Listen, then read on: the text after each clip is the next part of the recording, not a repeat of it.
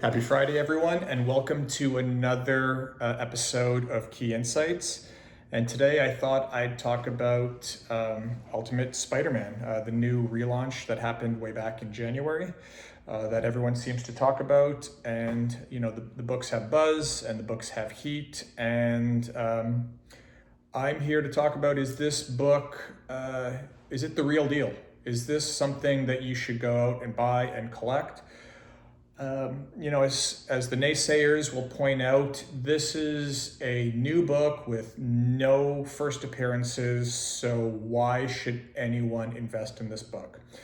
And I'll agree with that 100%. This book has no first appearances, but is that all it takes for a comic to be desirable? I'm not so sure. Because number one, creatively, this comic book is without peer at the moment. The team of Hickman and Giacchetto are knocking it out of the park. The art is gorgeous. The writing is phenomenal. The world feels real. I'm immersed in this story and I can't wait for the next issue to come out month after month. I think at the time of this video, we're 3 issues in and I'm hooked.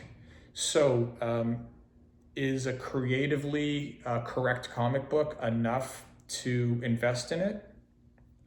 Maybe, maybe not. I would think that this would be something akin to Saga, where although there are first appearances in that book, I don't think the first appearances are what anyone cares about. It's the fact that Saga is a rich storytelling adventure that's beautifully drawn.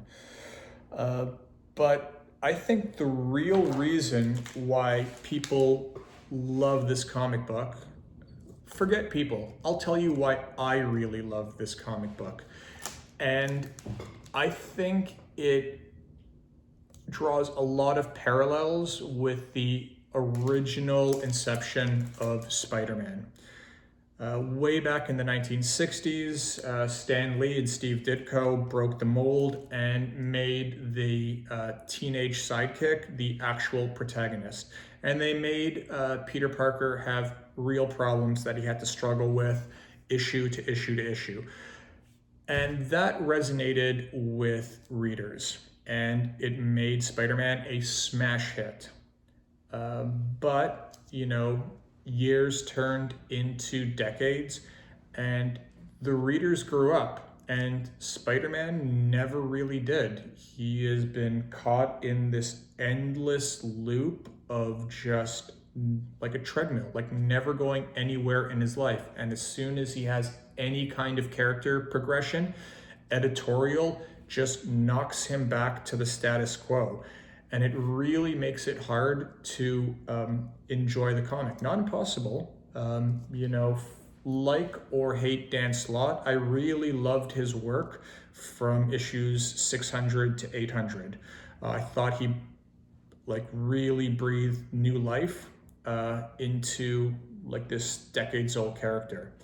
So what does that have to do with Ultimate Spider-Man? Ultimate Spider-Man grew up. The readership really resonates with this 35-year-old with a family with a midlife crisis. And I think that's the key driving point on why this character is so popular. For the first time in a very, very long time, Spider-Man is a relatable character.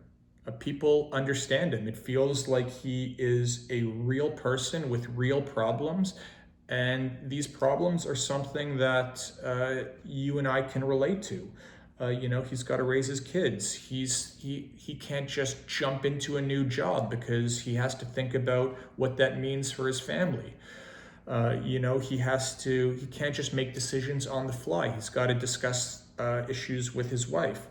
He's got his uncle, he's got his mentors. And you know what? It really is cool to see a 35-year-old Peter Parker suck at being Spider-Man. I don't know. When you throw that into the balance of just like a beautifully drawn and wonderfully written comic book, I personally think that this book is a hold. I think this book has legs, and I know I'm going to be collecting it month to month to month. So have I convinced you? I don't know, but let me know. Let me know why I'm wrong or why you disagree, and we'll go from there. Thanks for watching. Take it easy.